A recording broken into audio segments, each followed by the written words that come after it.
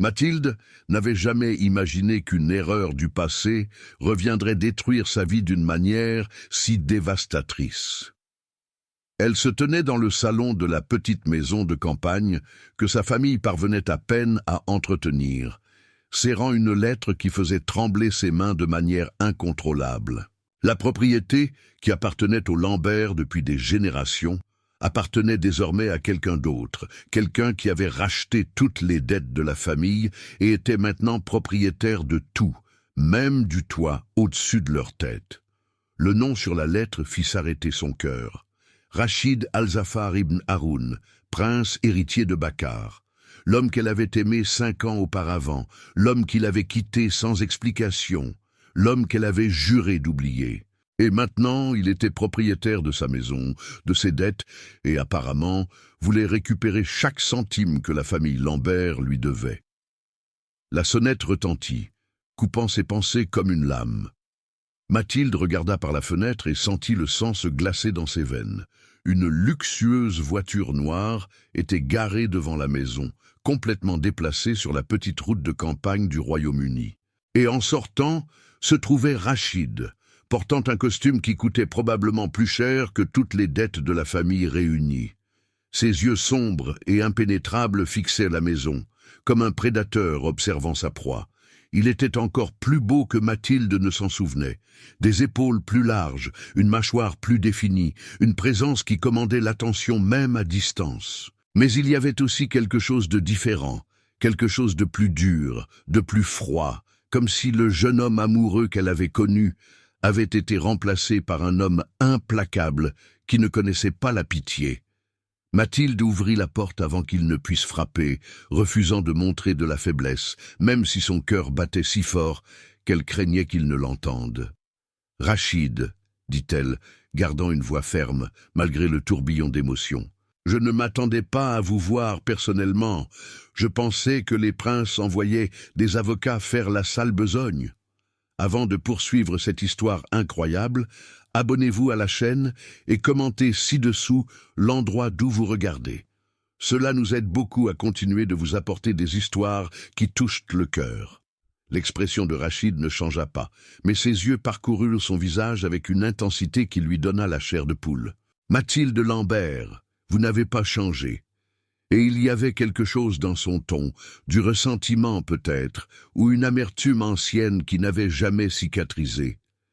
Certaines affaires exigent un contact personnel, et vous, chère Mathilde, êtes certainement une affaire qui mérite mon attention personnelle. « Que voulez-vous » demanda Mathilde directement, croisant les bras sur la poitrine, comme si elle pouvait se protéger de ce regard pénétrant. « La lettre dit que vous avez racheté nos dettes, que vous êtes maintenant propriétaire de la propriété.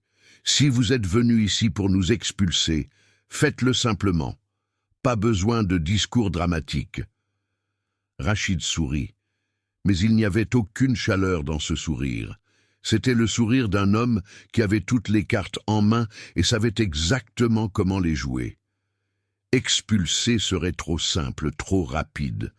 Non, Mathilde, j'ai quelque chose de beaucoup plus intéressant en tête. Il fit un pas vers la maison, et Mathilde bloqua l'entrée instinctivement, le faisant s'arrêter, un sourcil levé dans un défi silencieux. « Votre famille me doit près de 2 millions de livres sterling, des dettes que votre père a accumulées avant de mourir, que votre mère a tenté de cacher, que vous avez fait semblant d'ignorer, mais elles existent, et maintenant, elles sont à moi de les réclamer. » Le chiffre était si absurde que Mathilde faillit rire, mais le son mourut dans sa gorge. 2 millions. Il n'y avait aucun moyen de payer cela. Pas en une vie, peut-être pas en 2. « C'est impossible, » murmura-t-elle, sentant le sol se dérober sous ses pieds. « Nous n'avons même pas un 10e de cela. Vous le savez. Alors, pourquoi êtes-vous ici? Pour vous venger? Pour me punir pour quelque chose qui s'est passé il y a 5 ans? » La mention du passé fit changer quelque chose dans l'expression de Rachid, une ombre traversant ce visage parfaitement contrôlé. « Vous venger? Ne soyez pas dramatique, Mathilde. Je suis un homme d'affaires et je suis venu vous proposer une affaire. » Il plongea la main dans la poche intérieure de sa veste en sortant une épaisse enveloppe qu'il lui tendit. Mathilde ne voulut pas la prendre, mais la curiosité et le désespoir l'emportèrent. À l'intérieur se trouvaient des documents légaux, des contrats et des mots qui ne faisaient pas sens, jusqu'à ce que soudain, ils en fassent. Et quand ils firent sens, Mathilde sentit comme un coup de poing dans le ventre. « Vous êtes fou ?» dit-elle, le papier tombant de ses mains tremblantes. « Ce n'est pas une affaire, c'est du chantage, c'est de la folie. » Rachid ramassa le papier du sol avec des mouvements calmes, le repliant dans l'enveloppe. « Appelez ça comme vous voulez, mais c'est la seule offre que vous recevrez. Vous venez avec moi à Bakar comme ma compagnie pour 1 an. À la fin de cette période, toutes les dettes de votre famille seront pardonnées. La maison reviendra au nom de votre mère et vous serez libre, aussi simple que cela. » Il n'y avait rien de simple à cela, et tous deux le savaient. Ce que Rachid proposait, c'était que Mathilde devienne essentiellement sa prisonnière, sa concubine, payée en échange de l'effacement des dettes familiales. C'était archaïque, c'était offensant, c'était absolument impensable. Et pourtant, alors que Mathilde regardait ce visage impassible de l'homme qu'elle avait aimé autrefois, elle savait qu'il était complètement sérieux. Et pire, elle savait qu'elle n'avait d'autre choix que d'y penser. Mathilde sentit la pièce tourner autour d'elle, le poids de la proposition absurde de Rachid, pressant sa poitrine jusqu'à ce qu'il devienne difficile de respirer. « Donnez-moi 1 seconde, » dit-elle, sa voix étranglée, et se tourna pour entrer dans la maison, lui claquant la porte au nez sans cérémonie. Ses jambes la menèrent à peine jusqu'au vieux canapé du salon, avant de céder complètement. Sa mère, Elisabeth, descendit les escaliers à ce moment-là, l'expression préoccupée en voyant le visage pâle de sa fille. « Ma chérie, qui était à la porte ? J'ai vu une voiture. » Mathilde ne pouvait pas dire la vérité. Pas encore. Sa mère était déjà trop fragile. Son cœur ne supporterait pas de savoir que Rachid était de retour, encore moins ce qu'il proposait. « Juste un vendeur insistant, maman. Rien d'inquiétant. » Le mensonge sortit trop facilement, mais il était nécessaire.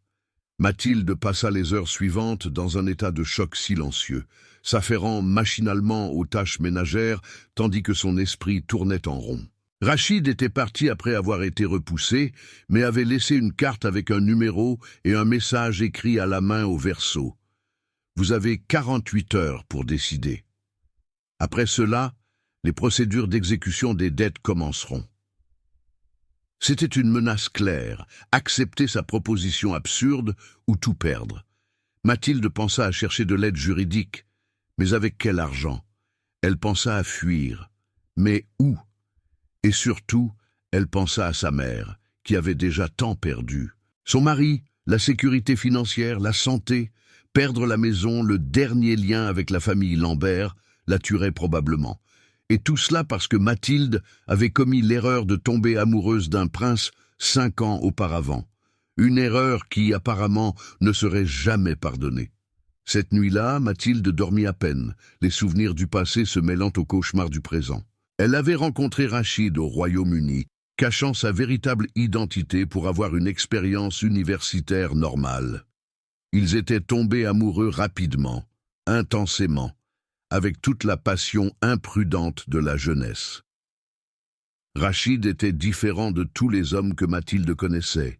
Intelligent, charmant, attentionné, la faisant se sentir comme la femme la plus importante du monde.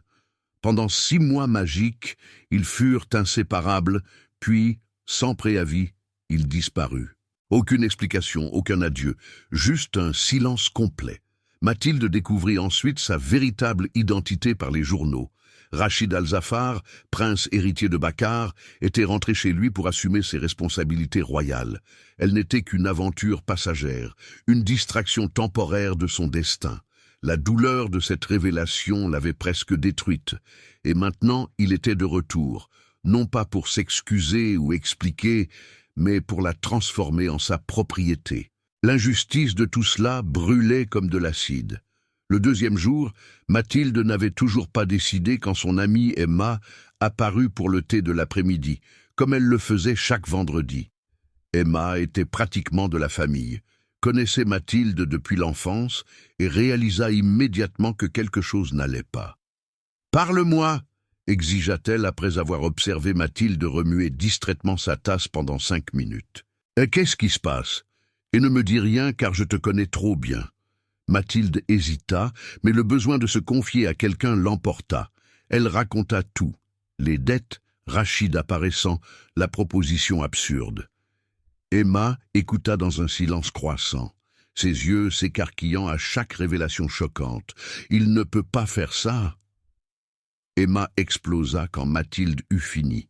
« C'est pratiquement de l'esclavage moderne. Vous ne pouvez pas accepter, Mathilde. Il doit y avoir une autre solution. » Mais toutes deux savaient qu'il n'y en avait pas. Mathilde avait passé les dernières 48 heures à chercher désespérément des alternatives, des prêts, des ventes, n'importe quoi. Mais avec l'historique de crédit de la famille complètement détruit et sans bien autre que la maison, qui était déjà hypothéquée jusqu'au toit, il n'y avait pas d'issue financière. « Et si vous ne répondiez tout simplement pas ?» suggéra Emma, s'accrochant à toute possibilité. « Laissez-le entamer les procédures légales. Ces choses prennent du temps. Peut-être que vous trouverez quelque chose d'ici là. » Mathilde secoua la tête tristement. « Emma, s'il entame les procédures, ma mère saura tout. Le stress pourrait littéralement la tuer. Le médecin a dit que son cœur était faible, qu'elle devait éviter l'anxiété à tout prix. Comment lui dire que nous perdons tout ? » La réponse vint cet après-midi-là, lorsque Mathilde eut enfin le courage de vérifier plus en détail les finances de la famille. Ce qu'elle découvrit lui donna la nausée. Les dettes étaient pires qu'elle ne le pensait, non seulement envers Rachid, mais aussi envers des banques, des créanciers, des usuriers. Son père avait laissé un désastre financier catastrophique que sa mère avait tenté de lui cacher pendant des années, contractant plus de prêts pour couvrir les anciens, créant une pyramide de dettes qui était sur le point de s'effondrer complètement. La maison ne valait même pas la moitié de ce qu'il devait. Même s'il vendait tout, il resterait lourdement endetté et sa mère se retrouverait à la rue. La réalité était claire et brutale. La proposition de Rachid, aussi répugnante soit-elle, était la seule façon de sauver sa mère de la ruine complète. Mathilde prit la carte qu'il avait laissée, regardant le numéro comme s'il s'agissait d'une sentence de mort. Ses mains tremblèrent lorsqu'elle prit le téléphone. Mais avant qu'elle ne puisse composer le numéro, la sonnette retentit à nouveau. Quand elle ouvrit la porte, Rachid était là et, à l'expression de son visage, il savait exactement ce qu'elle allait dire. Rachid entra dans la maison cette fois, sans demander permission, sa présence remplissant l'espace modeste comme si c'était le sien de droit. Et techniquement, c'était le cas. Mathilde ferma la porte, s'assurant que sa mère dormait à l'étage, avant d'affronter l'homme qui était sur le point de devenir quoi exactement? Son seigneur, son ravisseur. Elle n'avait même pas de mots pour décrire ce qu'il serait. « Je suis venu chercher votre réponse, » dit Rachid, écartant les préliminaires. « Les 48 heures se terminent dans 3 heures, mais j'imaginais que vous aviez déjà décidé. » Il y avait une certitude dans sa voix, l'arrogance de celui qui savait qu'il avait gagné. « Vous avez tout enquêté, n'est-ce pas, Rachid ?»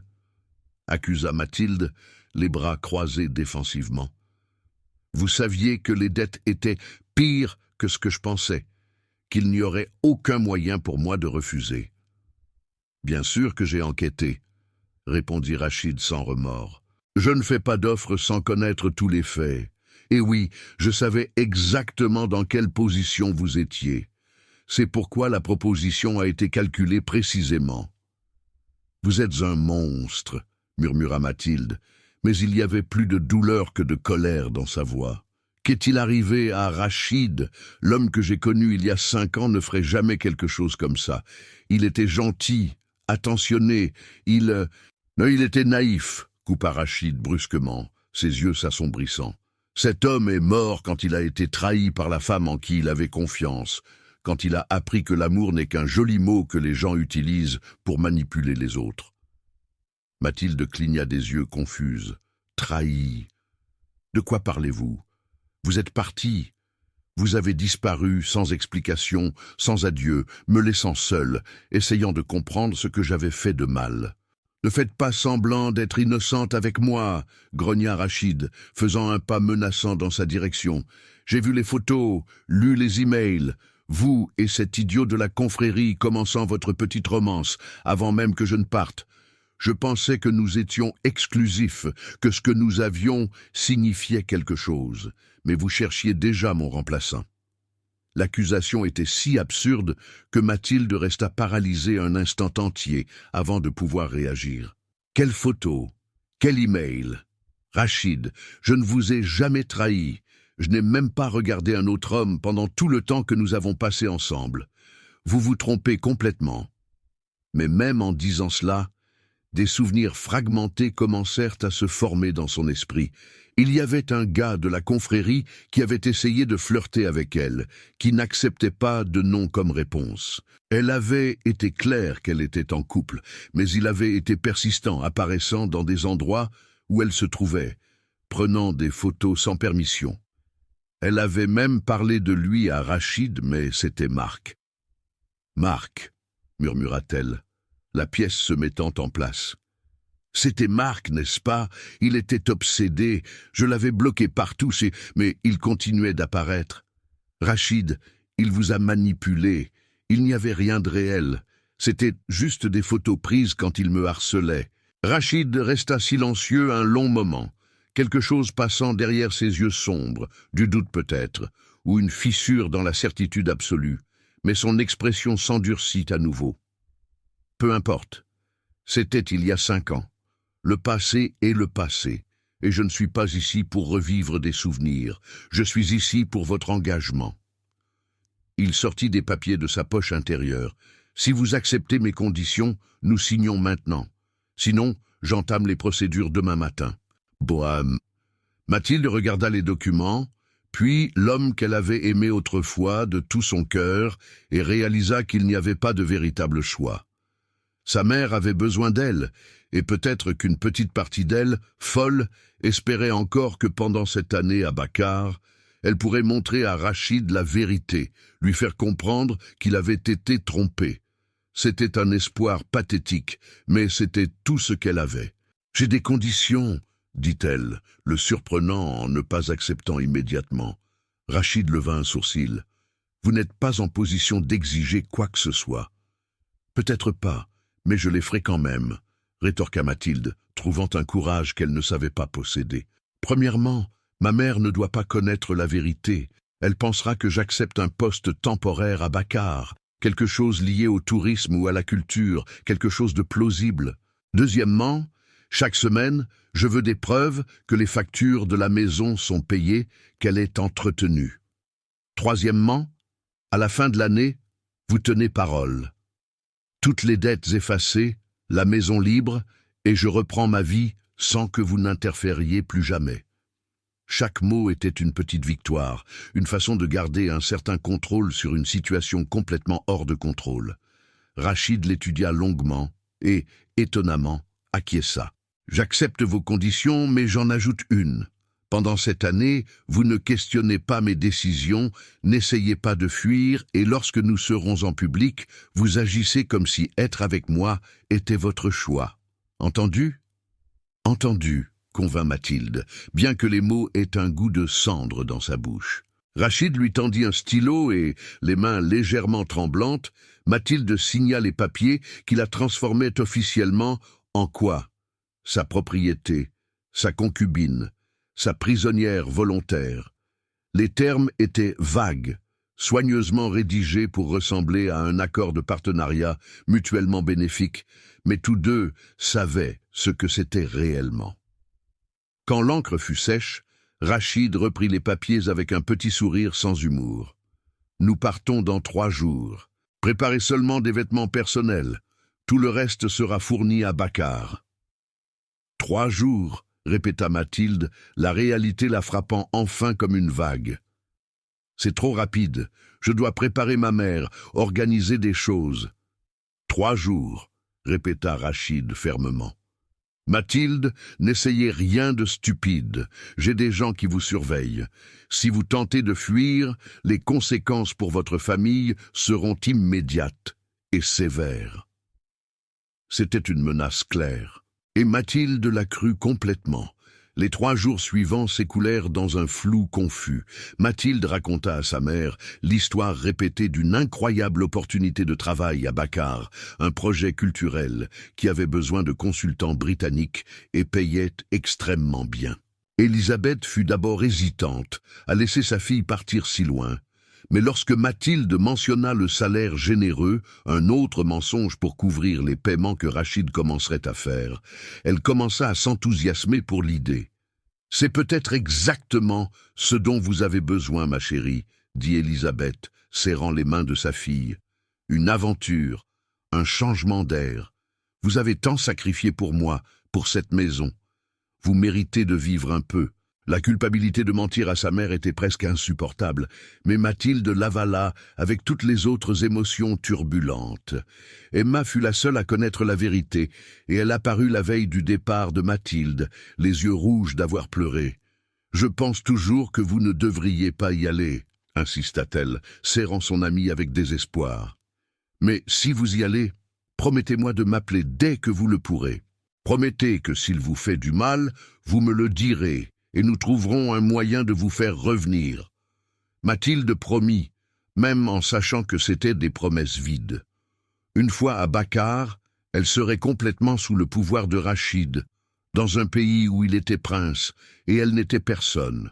Et quand la voiture noire arriva le lendemain matin pour la chercher, Mathilde regarda une dernière fois la maison qui avait été son foyer toute sa vie, se demandant si un jour elle y reviendrait. Le jet privé de Rachid était un monde différent de tout ce que Mathilde avait jamais expérimenté. Un luxe pur, des sièges en cuir crème qui semblaient vous étreindre, un équipage attentif mais discret, et Rachid, assis de l'autre côté du couloir, travaillant sur un ordinateur portable, comme si elle n'était pas là. Son indifférence la blessait plus qu'elle ne voulait l'admettre. Pendant tout le vol de 6 heures, ils échangèrent à peine 10 mots. Mathilde essaya de dormir, essaya de lire un magazine que l'hôtesse lui offrit, mais surtout, elle regarda par la fenêtre, observant le Royaume-Uni disparaître sous les nuages, puis la mer, et finalement, les sables dorés commençaient à apparaître. Bakar, le royaume du désert, qui serait sa prison pour les 12 prochains mois. Quand ils commencèrent la descente, Mathilde vit pour la première fois la capitale de Bakar. Et malgré tout, elle ne put s'empêcher d'être impressionnée. C'était un mélange fascinant d'ancien et de moderne. Des gratte-ciels de verre s'élevant à côté de mosquées historiques, des rues larges et organisées traversant un grand bazar traditionnel. L'aéroport était petit, mais impeccablement organisé, et il fut immédiatement clair qu'il ne passait pas par les circuits habituels. Le jet roula jusqu'à une zone privée où une suite l'attendait déjà. Garde de sécurité, assistants et une limousine noire qui faisait paraître la voiture de Rachid au Royaume-Uni modeste. « Venez !» ordonna Rachid, brisant enfin le silence alors qu'il descendait les escaliers du jet. Mathilde le suivit, la chaleur de Bakar la frappant comme un mur solide. C'était différent de la chaleur européenne, plus sèche, plus intense, faisant l'air sembler onduler. Une jeune femme en abaya élégante s'approcha, s'inclinant respectueusement devant Rachid, avant de regarder Mathilde avec une curiosité mal dissimulée. « Altesse, bienvenue de retour. Tout est préparé selon vos instructions, » dit-elle en anglais parfait. « Altesse. » Le titre rappela brutalement à Mathilde qui était Rachid ici. Pas seulement un homme riche, mais la royauté, un pouvoir absolu dans un royaume du désert. Le trajet de l'aéroport au palais dura 40 minutes, à travers une ville qui semblait vibrer de vie et d'énergie. Mathilde vit des femmes en abaya moderne conversant animément dans des cafés. Des hommes en camis traditionnels, concluant des affaires dans des bureaux en verre. Des enfants riant dans des parcs impeccablement entretenus. Ce n'était pas le Moyen-Orient stéréotypé que les médias occidentaux dépeignaient parfois.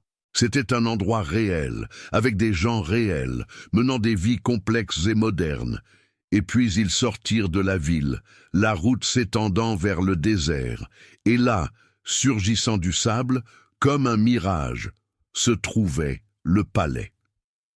Mathilde avait vu des photos de palais arabes, mais rien ne l'avait préparé à la réalité. Il était immense, une ville entière fortifiée en pierre de sable doré, avec des tours qui s'élevaient contre le ciel bleu impossible, des jardins qui défiaient le désert environnant avec une verdure luxuriante, et une massive porte principale qui s'ouvrit pour les accueillir comme la bouche d'un géant.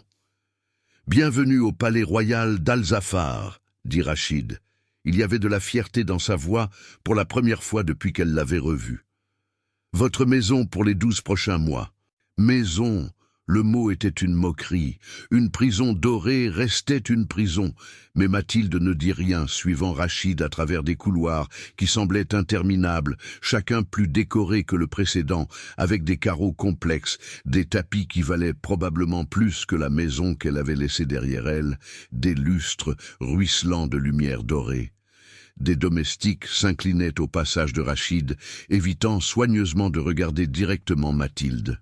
Elle se demanda ce qu'il savait, ce qu'il pensait d'elle.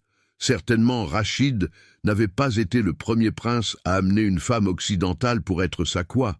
Concubine sonnait si archaïque, mais c'était essentiellement cela. Finalement, ils s'arrêtèrent devant une porte ornée. Rachid l'ouvrit, révélant une suite plus grande que tout l'étage de la maison de Mathilde au Royaume-Uni. « Ce sont vos appartements », dit Rachid en entrant et en désignant les lieux.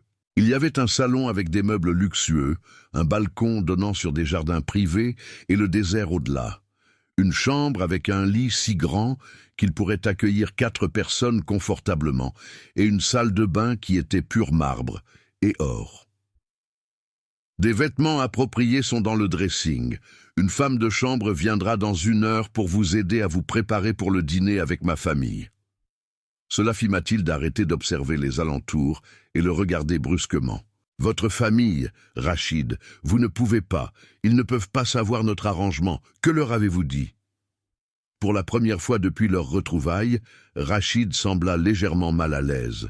« J'ai dit que vous étiez une connaissance qui rend visite à quelqu'un qui peut aider avec les initiatives culturelles du royaume. » Ils n'ont pas besoin de connaître les détails. Ils n'ont pas besoin de savoir qu'il la retient prisonnière privée, traduisit Mathilde mentalement. « Et qu'attendez-vous que je fasse pendant 1 an ?» demanda Mathilde, soudain consciente de la minceur de leur discussion sur ce que cet arrangement impliquait au quotidien. « Je reste enfermée dans ces appartements comme Raiponce dans une tour. » Rachid se tourna pour la regarder directement, et l'intensité de ses yeux fit Mathilde reculer instinctivement. « Vous m'accompagnez quand je l'exige, participez aux événements sociaux quand nécessaire, et apprenez à vous comporter selon les coutumes de Bacar. Vous représentez ma maison maintenant, et je ne tolérerai aucune honte publique. » « Mais en privé ?» pressa Mathilde, ayant besoin de savoir jusqu'où allaient ses attentes. Le contrat disait « compagnie ». Qu'est-ce que cela signifie exactement? Vous attendez que nous... Elle ne put finir la phrase, ses joues brûlant. Rachid franchit la distance entre eux en 2 pas, se tenant si près que Mathilde pouvait sentir sa chaleur, l'odeur d'épices et de désert qui semblait émaner de sa peau. « J'attends que vous vous souveniez, car j'ai cru autrefois que vous valiez la peine de défier ma famille, » dit-il d'une voix basse et dangereuse. « J'attends que vous payiez pour la trahison qui m'a coûté des années de paix, et j'attends qu'à la fin de ces 12 mois, je puisse enfin vous sortir de mon esprit une fois pour toutes. » Puis il sortit, laissant Mathilde seule dans une cage dorée, se demandant comment elle survivrait à un homme qui la haïssait et la désirait à parts égales. La femme de chambre qui apparut 1 heure plus tard était une femme d'âge moyen nommée Farah, avec un sourire doux qui mit immédiatement Mathilde un peu plus à l'aise. « Je suis venue vous aider à vous préparer pour le dîner, mademoiselle, » dit-elle en anglais avec un accent, mais parfaitement compréhensible. « Le prince a dit que vous préfériez peut-être des vêtements occidentaux, mais peut-être aimeriez-vous essayer quelque chose de Bacar. » Mathilde regarda le dressing que Farah ouvrit. révélant des dizaines de vêtements, certains élégants et modestes occidentaux, d'autres des abayas et des robes traditionnelles de Bakar en tissu luxueux. Contre son meilleur jugement, elle se retrouva curieuse. « Puis-je essayer quelque chose de traditionnel ?» demanda-t-elle, touchant une abaya de soie bleu profond, brodée de fils d'argent. Farah sourit largement, clairement satisfaite. « Bien sûr, celle-ci serait parfaite avec vos yeux. » Dans les 40 minutes suivantes, Farah transforma Mathilde. L'abaya tombait parfaitement, élégante, sans être restrictive. Le hijab que Farah ajusta, créant un cadre délicat autour de son visage, la rendait d'une manière ou d'une autre plus éthérée. « Vous êtes magnifique, mademoiselle », dit Farah avec une approbation sincère. « Le prince Rachid aura du mal à ne pas vous regarder. » Mathilde en doutait.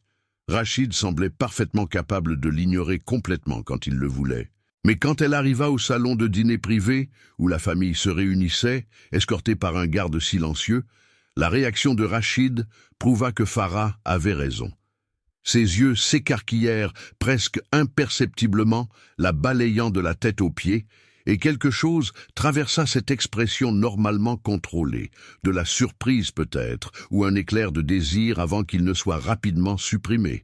Mais ce ne fut pas Rachid qui parla le premier. « Ah, vous devez être notre invité du Royaume-Uni. » Une femme élégante d'une 50aine d'années se leva, lui tendant chaleureusement les mains. « Je suis la Cheikha Leila, mère de Rachid. C'est si merveilleux de vous avoir ici. Mon fils a mentionné que vous pourriez aider avec nos programmes d'échange culturel. » Mathilde lui serra les mains, sentant la gentillesse sincère et la culpabilité la transpercer comme des couteaux. « C'est un honneur d'être ici, Cheikha Leila. Merci de votre hospitalité. » Sa voix sortit plus ferme qu'elle ne l'espérait, malgré les nerfs. À côté de Leila se tenait un homme imposant, qui était clairement le père de Rachid. La même stature majestueuse, les mêmes yeux sombres et pénétrants, mais avec des cheveux grisonnants et une présence qui commandait un respect absolu. Le cheikh Haroun, Rachid fit les présentations formellement. « Mon père, le roi de Bakar. Père, voici Mathilde Lambert. » Le roi l'étudia avec des yeux qui semblaient voir beaucoup plus qu'elle ne l'aurait voulu, mais il acquiesça gracieusement. « Bienvenue chez nous, mademoiselle Lambert. Toute amie de mon fils est la bienvenue ici. » Ami. Si seulement il savait la vérité. Il y avait aussi un frère plus jeune, Kamel, qui la salua avec un sourire malicieux et des yeux curieux qui allaient de Mathilde à Rachid, comme s'il essayait de résoudre un casse-tête. Le dîner fut une torture élégante. La nourriture était excellente.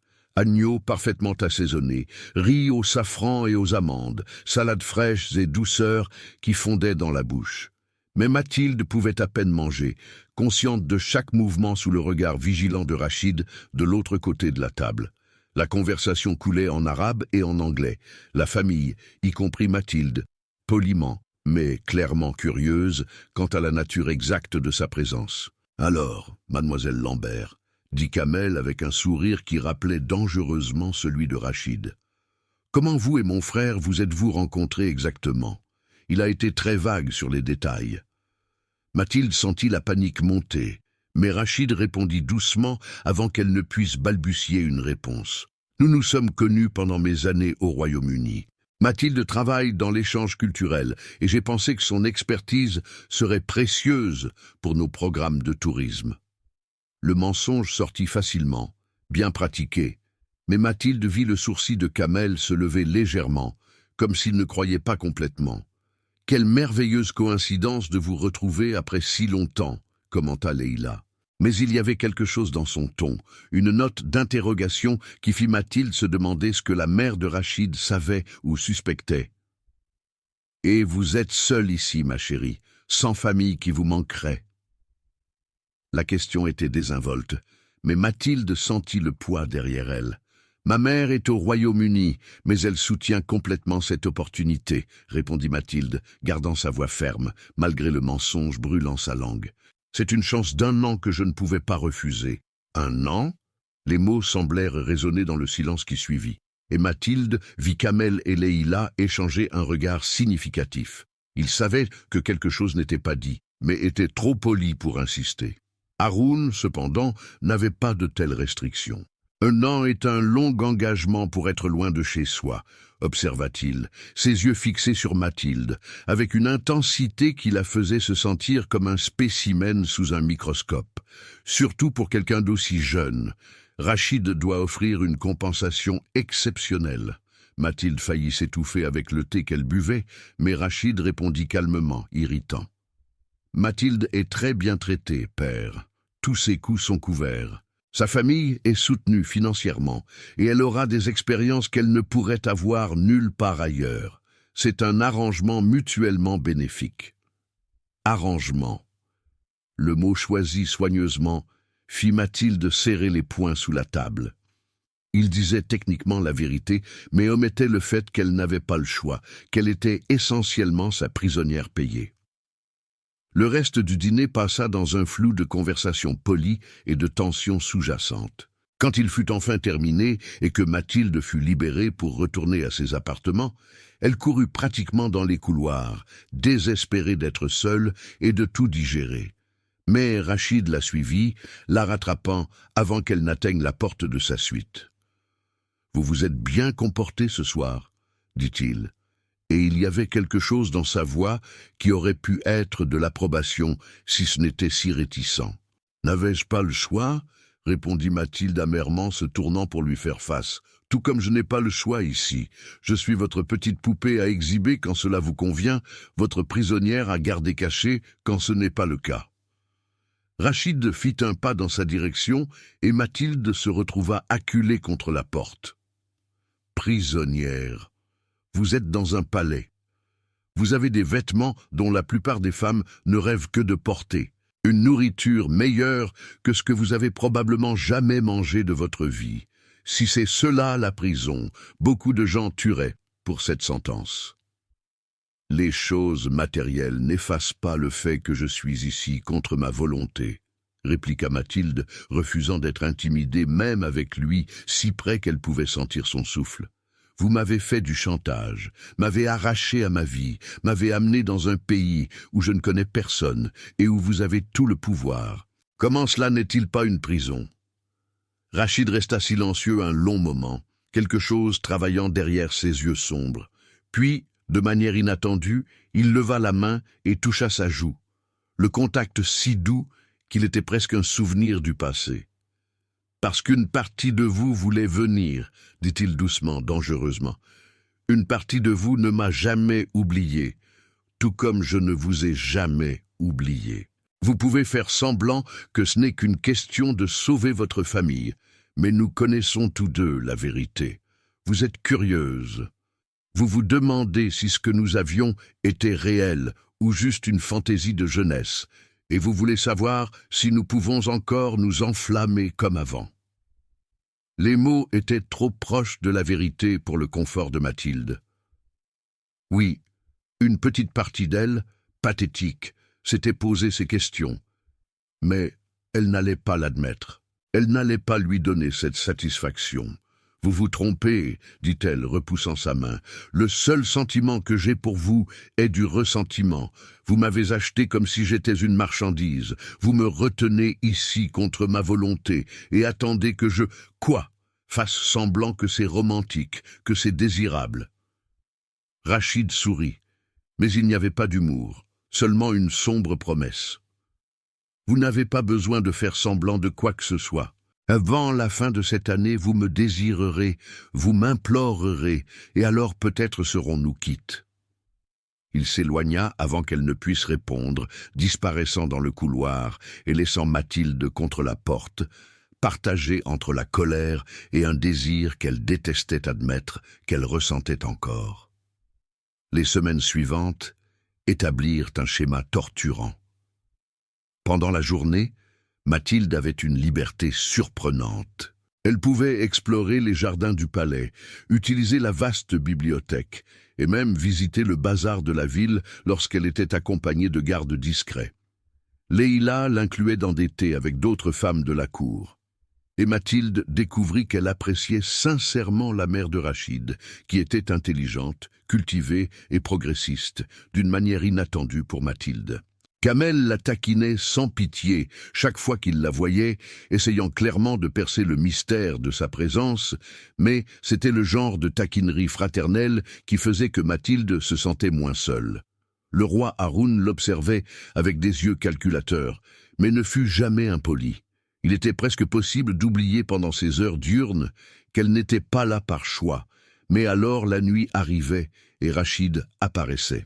Parfois c'était pour un dîner formel avec la famille, où il la touchait avec désinvolture, une main dans son dos, des doigts frôlant les siens lorsqu'il passait un plat, des touches qui semblaient innocentes, mais envoyaient de l'électricité à travers sa peau. D'autres fois, il apparaissait simplement dans sa suite sans prévenir, envahissant son espace avec cette présence dominante. Il ne faisait jamais rien d'inapproprié. Généralement, il voulait seulement converser ou exiger qu'elle l'accompagne pour une promenade dans les jardins sous les étoiles. Mais la tension entre eux augmentait à chaque rencontre, une attraction magnétique que Mathilde luttait désespérément pour ignorer. « Pourquoi faites-vous cela ?» explosa-t-elle finalement une nuit quand il apparut pour la 5e fois en une semaine, interrompant sa lecture. « Si vous voulez me punir, me garder prisonnière, pourquoi ne m'ignorez-vous pas simplement? Pourquoi cette attention constante ?»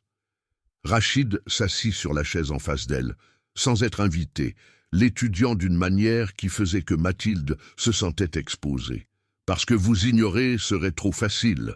Et je ne crois pas à la facilité quand il s'agit de vous.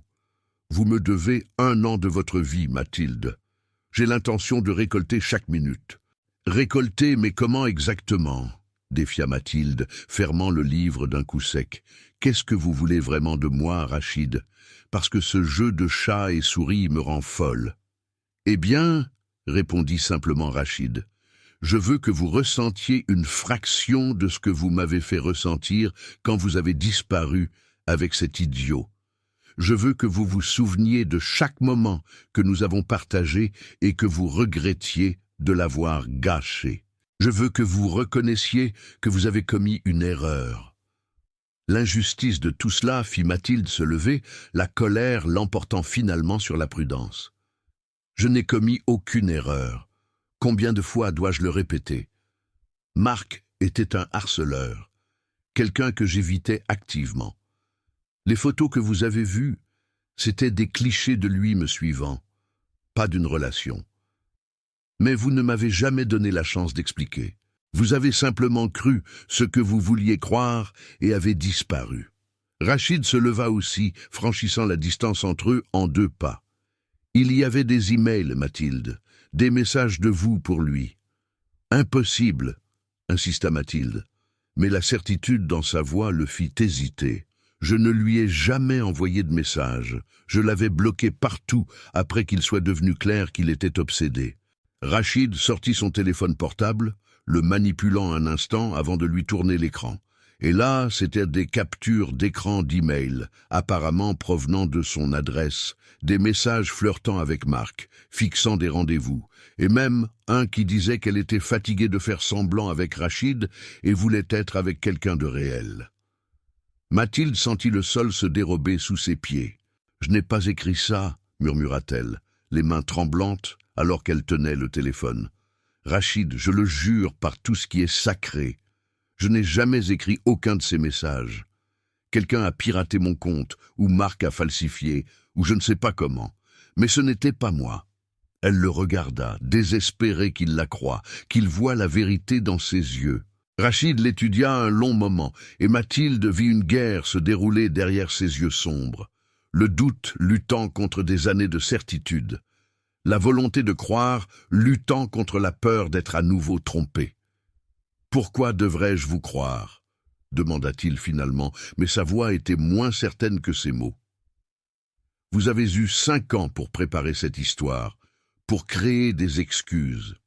Parce que vous me connaissez ?»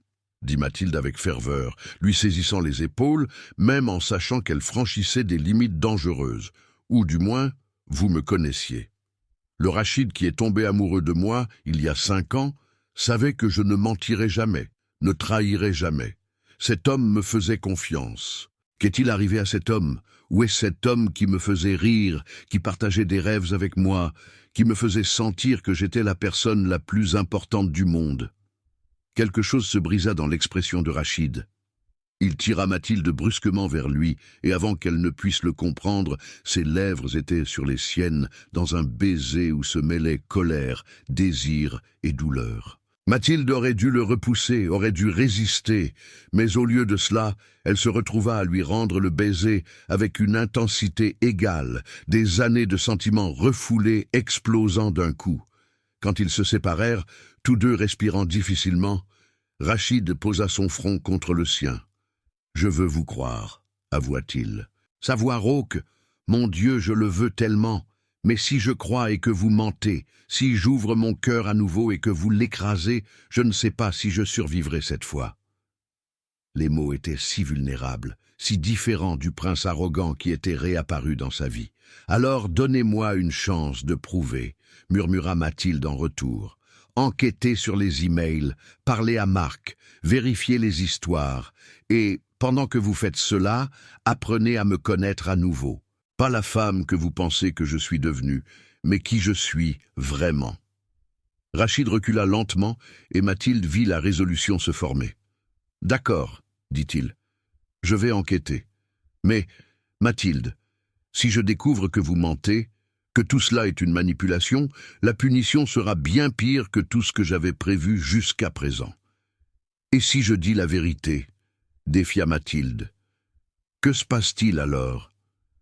Rachid ne répondit pas, quittant simplement la suite en silence. Mais Mathilde vit la réponse dans ses yeux avant qu'il ne parte. Il ne savait pas, et cela l'effrayait autant qu'elle. Dans les jours qui suivirent, Rachid fut absent, enfermé dans son bureau, ayant des réunions privées, enquêtant clairement comme il l'avait promis. Mathilde tenta de maintenir une routine, mais l'anxiété la consumait. S'il découvrait qu'elle disait la vérité, tout changerait. Mais comment? Il la laisserait simplement partir? Admettrait-il qu'il avait commis une terrible erreur? Ou tenterait-il de reconstruire ce qu'ils avaient perdu 5 ans auparavant, même en sachant que les fondations étaient fissurées au-delà de toute réparation? Ce fut Kamel qui apporta finalement des nouvelles. Il trouva Mathilde dans les jardins un après-midi, son expression inhabituellement sérieuse.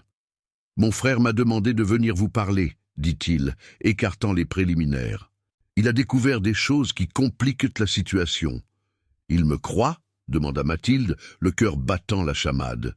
Kamel hésita, puis acquiesça lentement. « Les preuves indiquent que vous disiez la vérité. Ce Marc, apparemment, avait une obsession documentée, a été expulsé de l'université pour harcèlement et il y avait un historique de piratage de comptes de réseaux sociaux.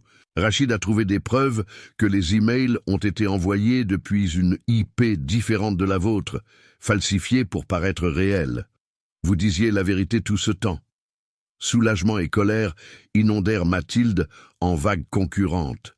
Soulagement d'être enfin justifié. Colère pour 5 ans gâchés à cause de mensonges. « Où est-il » exigea Mathilde en se levant. « Rachid, où est-il » Kamel désigna le bureau dans l'aile est du palais. « Mais, Mathilde, il est dévasté. Réalisez qu'il a détruit quelque chose de précieux basé sur des mensonges, qu'il vous a amené ici sous de faux prétextes, qu'il vous a puni pour quelque chose que vous n'avez jamais fait, est en train de le détruire. » Mathilde ne se souciait pas des sentiments de Rachid à ce moment-là. Elle marcha jusqu'au bureau, entrant sans frapper, le trouvant assis derrière la table massive, la tête dans les mains. Il se leva quand elle entra, et Mathilde vit que ses yeux étaient rouges, son expression détruite. « Mathilde, je... » commença-t-il. Mais elle leva la main.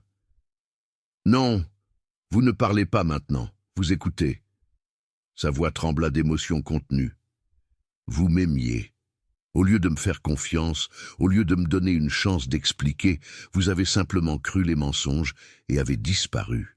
Vous m'avez laissé croire que j'avais fait quelque chose de mal, que je n'étais pas assez bien pour vous. 5 ans, Rachid, 5 ans que j'ai porté cette douleur, cette confusion, ce rejet.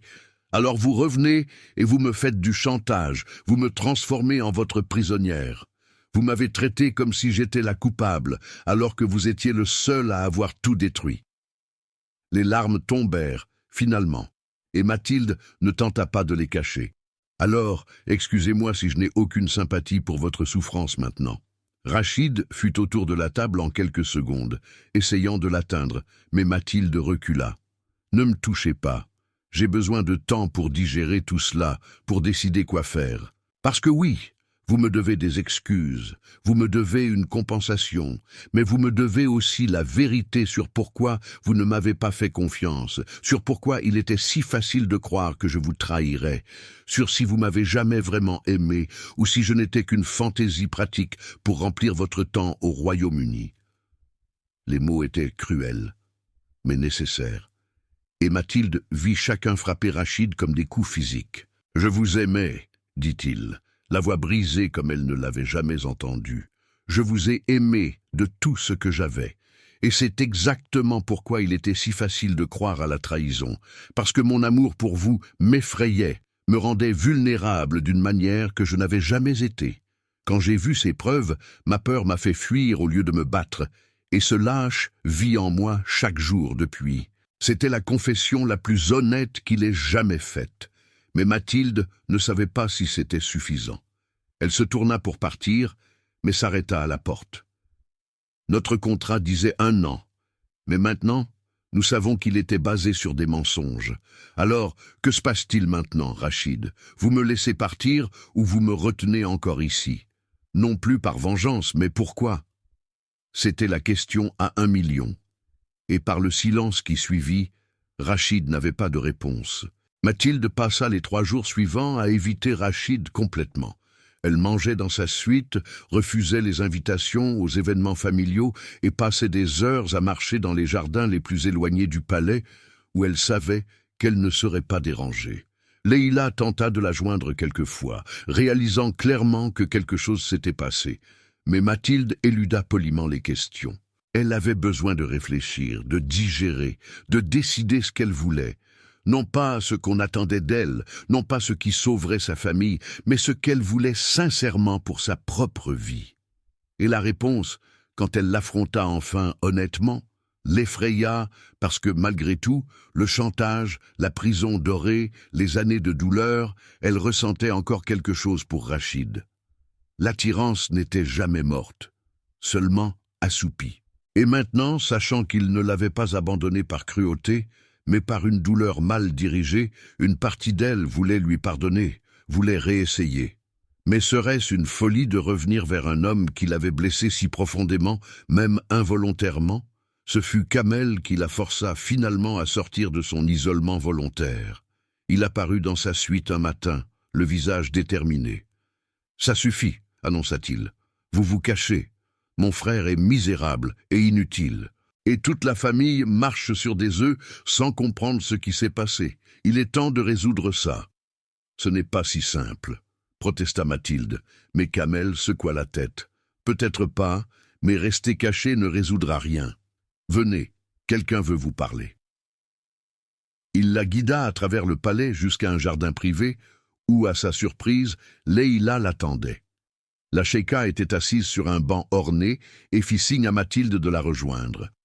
Kamel disparut discrètement, les laissant seuls. « Mon fils est anéanti, » commença Leïla sans préambule. « Et avant que vous ne disiez qu'il le mérite, laissez-moi vous raconter quelque chose sur Rachid que vous ne savez peut-être pas. » Leïla raconta une histoire qui fit se serrer le cœur de Mathilde. Quand Rachid avait 16 ans, il était tombé amoureux d'une fille locale. Elle disait qu'elle l'aimait, mais n'était en réalité intéressée que par sa position. Quand il découvrit qu'elle partageait des informations privées sur lui avec des tabloïds en échange d'argent, essayant d'utiliser la relation pour gagner de la célébrité, quelque chose en Rachid se brisa. « Il a bâti des murs autour de son cœur, » expliqua Leïla doucement. « Et quand il vous a finalement permis de les pénétrer des années plus tard au Royaume-Uni, quand il s'est rouvert, il était terrifié d'être à nouveau trahi. Alors, quand ces fausses preuves sont apparues, elles ont touché la blessure la plus profonde qu'il avait. Il a fui parce qu'il protégeait le garçon qui avait été brisé, non pas parce qu'il ne vous faisait pas confiance spécifiquement. Cela n'excuse pas ce qu'il a fait, dit Mathilde, mais moins convaincue. Cela n'excuse pas, acquiesça Leïla, mais peut-être explique et peut-être vous aidera à décider s'il y a quelque chose ici qui vaut la peine d'être sauvé. Car je peux voir, ma chère enfant, que vous l'aimez encore, et je sais qu'il vous aime aussi, plus profondément qu'il n'a aimé personne. Comment le savez-vous ? Demanda Mathilde d'une petite voix. Comment pouvez-vous être certaine que ce n'est pas juste de l'obsession ou un désir non résolu ? Leïla sourit gentiment. Parce que je l'ai observé pendant 5 ans, essayant et échouant à vous oublier. Il a refusé tous les mariages que nous avons tenté d'arranger, comparant chaque femme à un souvenir qu'il ne pouvait pas lâcher. Et quand il est revenu de ce voyage au Royaume-Uni avec vous, pour la première fois depuis des années, je l'ai revu vivant. Avec de la colère, oui, mais aussi ressentant quelque chose au-delà de l'obligation et du devoir. Vous le réveillez, Mathilde. Pour le meilleur ou pour le pire, vous ramenez de la couleur à un homme qui a vécu en noir et blanc. Les mots touchèrent Mathilde profondément. « Mais et si nous essayons et que ça ne marche pas ?» murmura-t-elle. « Et si la douleur du passé est trop grande à surmonter ?»« Alors, au moins, vous saurez, » répondit Leïla sagement. « Et vous pourrez avancer sans le poids du regret. Mais j'ai le sentiment que si vous essayez vraiment, si vous vous ouvrez vraiment l'un à l'autre sans mur ni jeu, vous serez surpris de la force que l'amour peut avoir. » Mathilde quitta cette conversation avec beaucoup à méditer. Elle marcha dans le palais, sans destination, jusqu'à se retrouver presque inconsciemment dans le couloir qui menait au bureau de Rachid. La porte était entr'ouverte, et elle pouvait le voir à travers l'interstice, debout à la fenêtre, regardant le désert, ses épaules tendues par un poids qu'elle n'avait jamais remarqué auparavant. Soudain, Mathilde réalisa qu'il avait porté autant de douleur qu'elle, juste manifesté différemment. Il avait construit des murs et de la colère, là où elle avait construit de la tristesse et de la confusion. Mais tous deux avaient été victimes de manipulation. Tous deux avaient perdu des années qu'ils auraient pu avoir ensemble. Mathilde poussa la porte ouverte et Rachid se retourna immédiatement, ses yeux s'écarquillant en la voyant. « Mathilde, je... » commença-t-il, mais elle secoua la tête. « Laissez-moi parler d'abord, s'il vous plaît. » Elle entra complètement, fermant la porte derrière elle. « Votre mère m'a parlé de la fille quand vous aviez 16 ans, de la façon dont elle vous a utilisé, vous a blessé, et j'ai compris certaines choses. » « Leïla n'aurait pas dû vous raconter ça, » dit Rachid, semblant mal à l'aise. « Non, acquiesça Mathilde, mais j'avais besoin d'entendre parce que cela m'a aidé à comprendre que vous ne m'avez pas abandonné par cruauté ou indifférence. Vous avez fui par peur, par autopréservation, par d'anciennes blessures qui n'ont jamais bien cicatrisé. Et moi, je comprends cela parce que j'ai aussi porté des blessures, j'ai aussi construit des murs. » Elle fit un pas dans sa direction, puis un autre. « Mais voici ce que j'ai le plus compris. Nous avons été volés. Quelqu'un nous a volé 5 ans que nous aurions dû avoir ensemble. Et je suis fatigué de laisser les mensonges d'une autre personne définir notre histoire. » Rachid l'observait comme s'il n'osait pas espérer, n'osait pas croire ce qu'elle semblait dire. « Que dites-vous, Mathilde ?»« Je dis que je veux recommencer, » déclara-t-elle, se permettant enfin d'être complètement honnête. Pas Rachid, le prince et Mathilde, la prisonnière.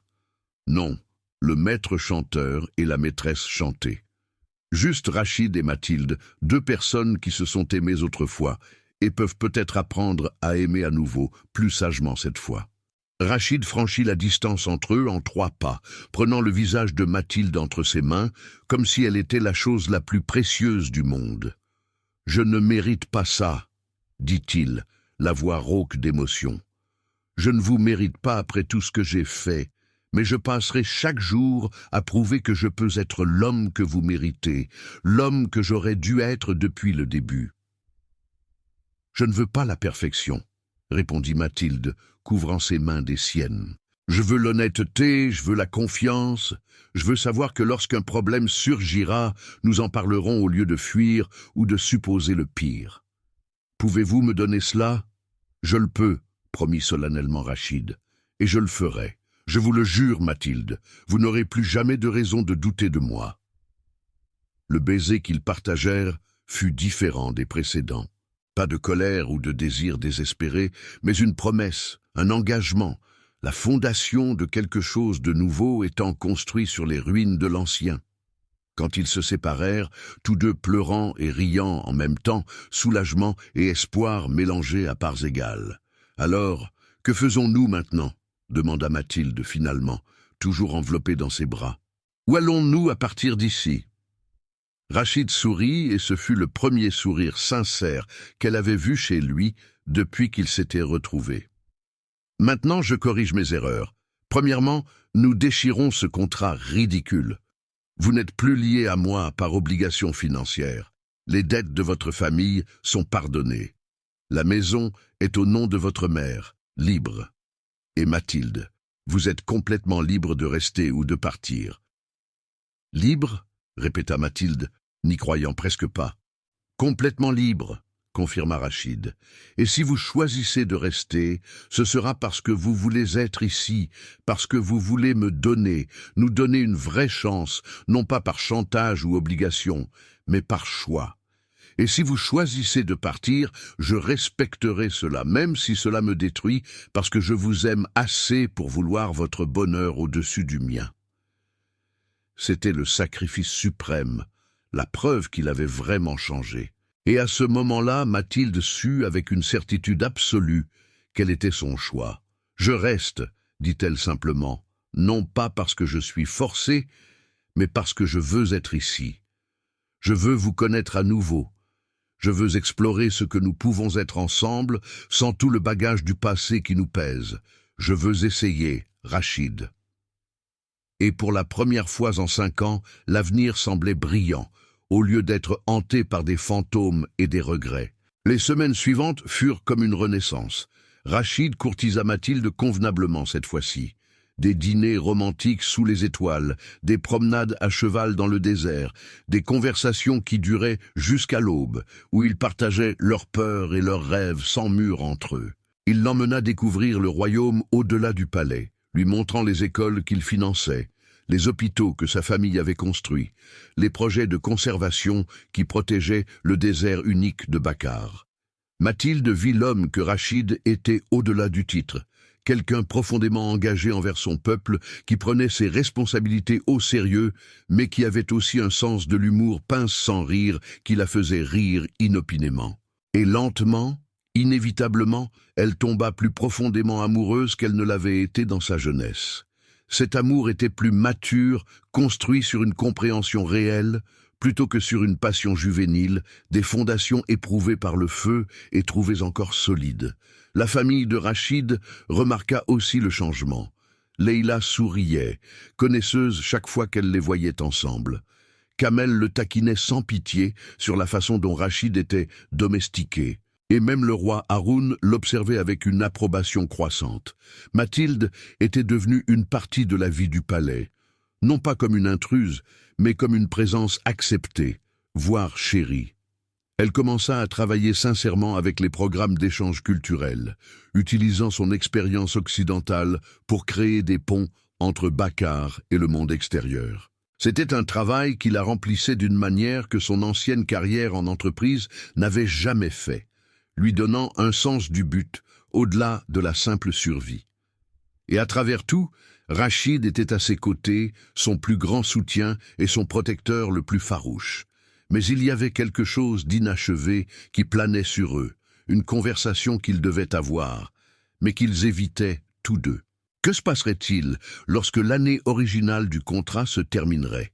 Techniquement, Mathilde était libre de partir à tout moment maintenant, mais aucun des deux n'avait le courage de discuter si elle resterait de façon permanente ou retournerait éventuellement au Royaume-Uni. Ce fut lors d'un festival de printemps à Bacar que les choses atteignirent leur paroxysme. C'était une célébration ancienne, marquant la fin des tempêtes de sable hivernales et le retour des pluies légères qui faisaient fleurir le désert. Le palais avait ouvert ses jardins au public, et des milliers de personnes remplissaient les espaces normalement privés, célébrant avec de la musique, de la danse et de la nourriture. Mathilde portait une robe traditionnelle de Bacar, que Leïla avait fait faire spécialement pour elle, soit vert émeraude brodé de fils d'or et d'argent qui captèrent la lumière, un hijab léger dans une teinte complémentaire qui encadrait parfaitement son visage. Quand elle descendit pour se joindre aux festivités, elle vit Rachid au pied des escaliers, vêtu de ses tenues formelles de prince héritier qui le faisaient ressembler à un personnage de conte de fées. Et la façon dont il la regarda, comme si elle était la seule personne au monde, comme si elle était plus précieuse que tous les trésors de son royaume, fit le cœur de Mathilde bondir d'une manière à laquelle elle ne s'habituerait jamais. « Vous êtes éblouissante !» Rachid la rejoignit, lui prenant la main et embrassant ses doigts formellement. La plus belle vision que ces festivités aient jamais vue. « Vous n'êtes pas mal non plus !» rétorqua Mathilde avec un sourire, lui permettant d'entrelacer leurs doigts. « Prêt à présenter votre... Qu'est-ce que je suis exactement aujourd'hui? Consultante culturelle, amie spéciale, femme mystérieuse qui habite au palais. » Rachid hésita, quelque chose d'important travaillant derrière ses yeux. « En fait, il y a quelque chose dont nous devons discuter à ce sujet, mais après les festivités. Pour l'instant, profitez simplement de la célébration avec moi. » Il y avait de la nervosité dans sa voix que Mathilde ne pouvait pas déchiffrer, mais elle la laissa passer, décidant de se concentrer sur le moment présent. Les festivités étaient magiques. Mathilde goûta des plats qu'elle n'avait jamais expérimentés. Elle regarda des danses traditionnelles qui racontaient d'anciennes histoires. Elle écouta de la musique qui faisait accélérer son cœur d'une manière inexplicable. Rachid la guida à travers la foule, la présentant à des personnes importantes du royaume avec une fierté non dissimulée, sa main ne quittant jamais la sienne. Et puis, quand le soleil commença à se coucher et que des lanternes furent allumées dans les jardins, créant un monde de rêves dorés, Rachid l'emmena loin de la foule. Ils marchèrent jusqu'à une partie privée des jardins où un vieux kiosque se tenait entouré de fleurs du désert qui avaient éclos avec les récentes pluies. C'était isolé, mais on pouvait encore entendre la musique lointaine et voir les lumières de la célébration. Un espace parfaitement équilibré entre le public et le privé. « Mathilde, » commença Rachid, la tournant pour lui faire face, ses deux mains tenant les siennes. « Ces derniers mois ont été les plus heureux de ma vie. Vous m'avez montré qui je pouvais être quand je ne me cachais pas derrière des murs et de la colère. Vous m'avez appris ce que signifie faire confiance à nouveau, aimer à nouveau, vivre à nouveau. » Son pouce caressait le dos de sa main, la nervosité évidente. « Et j'ai réalisé quelque chose de fondamental. Je ne veux pas que cela se termine, pas quand l'année sera finie. Non, jamais !» Le cœur de Mathilde commença à battre la chamade. « Que dites-vous ?»« Je dis que je vous aime, » déclara Rachid, sa voix ferme maintenant, certaine. Non pas l'amour confus et jeune d'il y a 5 ans, mais quelque chose de beaucoup plus profond. Je vous aime pour la femme que vous êtes, pour la force que vous avez, pour la façon dont vous me défiez et m'inspirez. Je vous aime suffisamment pour vous avoir laissé partir, si c'était ce que vous vouliez, mais j'espère, j'implore, que vous voudrez rester, non pas comme une visiteuse temporaire ou une consultante contractuelle, mais comme une partie permanente de ma vie. » Il lâcha une de ses mains pour atteindre sa poche en tirant une petite boîte de velours qui fit Mathilde arrêter de respirer. À Bacar, il y a une ancienne tradition. Quand un homme trouve la femme qui complète son âme, il lui offre une promesse sous les étoiles du désert, scellée avec une bague qui représente l'éternité. Rachid ouvrit la boîte, révélant une bague qui était une œuvre d'art, un diamant central, entouré d'émeraudes et de saphirs, arrangé dans un motif qui rappelait les fleurs du désert, monté en platine, travaillé avec des motifs traditionnels de Bacar. « Mathilde Lambert, voulez-vous m'épouser ?» demanda Rachid. Et il y avait une vulnérabilité dans sa voix qu'elle n'avait jamais entendue, Peur du rejet, espoir désespéré, amour si intense qu'il rayonnait pratiquement de lui. Pas parce que vous le devez, pas parce que vous êtes piégé, mais parce que vous choisissez de m'aimer comme je choisis de vous aimer. Acceptez-vous de construire une vie avec moi, de créer un pont entre nos mondes, d'être ma femme, ma partenaire, mon égale en toutes choses? Des larmes coulaient déjà sur le visage de Mathilde, mais c'étaient des larmes de joie pure. « Oui, » répondit-elle, la voix brisée par l'émotion. « Oui, oui, 1000 fois oui. Je vous aime, Rachid. Malgré tout ce que nous avons traversé, peut-être à cause de tout ce que nous avons traversé. Vous êtes exaspérant et têtu et impossible parfois, mais vous êtes aussi gentil et loyal, et vous me donnez envie d'être meilleur. Oui, je vous épouserai. » Rachid laissa échapper un rire de pur soulagement et de joie, plaçant la bague à son doigt, avec des mains qui tremblaient légèrement. Puis il la tira vers lui pour un baiser qui était une promesse et une célébration, le début d'un chapitre complètement nouveau. Quand ils se séparèrent, tous deux riant et pleurant en même temps, Mathilde regarda la bague brillante à son doigt, et puis l'homme qui lui avait causé tant de douleur, mais aussi tant d'amour. « Alors, je suis officiellement votre fiancée, » dit-elle, testant les mots. « Comment cela fonctionne-t-il ici? Y a-t-il des protocoles royaux que je dois suivre, des cérémonies compliquées ?» Rachid sourit, ce sourire qu'elle aimait, qui n'était que pour elle. « Certains protocoles, oui. Et en fait, il y a quelque chose que je dois vous dire à ce sujet. » Son ton redevint légèrement nerveux. « Quand vous êtes arrivé à Bakar, quand je vous ai présenté à ma famille comme quelqu'un de spécial, j'ai utilisé des mots spécifiques en arabe. Des mots qui, eh bien, ont une signification très particulière dans notre culture et notre loi. » Mathilde fronça les sourcils, confuse. « Quels mots? Qu'avez-vous dit? »« Je vous ai appelé ma Al-Jati, » admit Rachid. « À l'époque, je pensais que c'était approprié parce que je prévoyais de vous garder ici, de faire de vous ma... Mais Al-Jati ne signifie pas seulement ma femme de façon informelle, cela signifie mon épouse. » Le sang de Mathilde se glaça puis bouillonna. « Vous m'avez présenté comme votre épouse, Rachid. Qu'est-ce que cela signifie? Nous sommes mariés. » Rachid lui prit les mains rapidement, comme s'il craignait qu'elle ne s'échappe. Techniquement, selon la loi de Bakar, lorsqu'un prince déclare publiquement une femme comme son épouse devant des témoins, y compris des membres de la famille royale, et que cette femme ne nie pas immédiatement, cela est considéré comme une forme de mariage d'engagement. C'est ancien, rarement utilisé, mais toujours légalement valide. Vous êtes en train de me dire que j'étais marié avec vous tout ce temps sans le savoir ? Demanda Mathilde, partagée entre le choc, la colère et quelque chose de dangereusement proche du rire hystérique face à l'absurdité absolue de la situation. « Et pourquoi ne me l'avez-vous pas dit ? » « Parce que j'étais un idiot, » admit Rachid promptement. « Parce qu'à l'époque, il s'agissait de contrôle et de possession, mais ensuite, quand j'ai réalisé la vérité, quand nous avons recommencé, j'avais peur de vous le dire, peur que vous pensiez que c'était de la manipulation, que je vous enfermais à nouveau. » Mathilde retira ses mains des siennes, commençant à marcher en petits cercles, tout en digérant cette révélation explosive. « Alors, la demande en mariage que vous venez de faire, techniquement, nous renouvelons des vœux ou quelque chose comme ça ?»« Pas exactement, » dit Rachid soigneusement. « Le mariage d'engagement n'est pas considéré comme complet tant qu'il n'y a pas de cérémonie formelle et de consommation intentionnelle après cette cérémonie. Donc, techniquement, nous sommes dans une sorte de limbe juridique, mariés, mais pas complètement.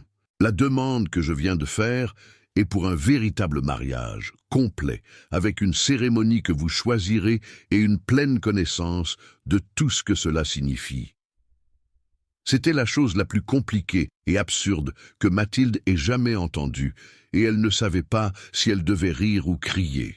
« Rachid Al-Zafar ibn Haroun, » dit-elle finalement, arrêtant de marcher pour le regarder. « Vous êtes l'homme le plus compliqué et impossible que j'ai jamais connu. Seulement, vous auriez pu m'épouser accidentellement sans mon consentement, et ensuite me demander ma main formellement des mois plus tard. Mais vous avez quand même dit oui, fit remarquer Rachid, plein d'espoir. Alors, techniquement, ça marche? Mathilde le regarda.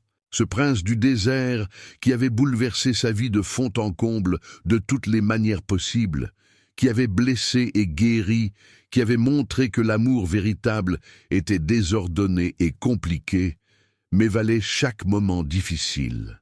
Et elle commença à rire, incapable de se contenir.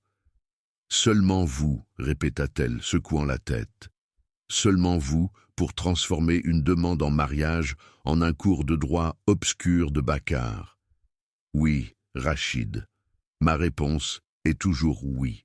Malgré la folie, malgré les complications, malgré tout, oui. La nouvelle des fiançailles, ou du mariage renouvelé, ou quel que fût le terme techniquement correct, se répandit dans le palais comme une traînée de poudre. Leïla pleura de joie, serrant Mathilde et Rachid en même temps, tout en murmurant des bénédictions en arabe. Kamel s'exclama enfin et commença immédiatement à planifier une fête de fiançailles qui promettait d'être légendaire.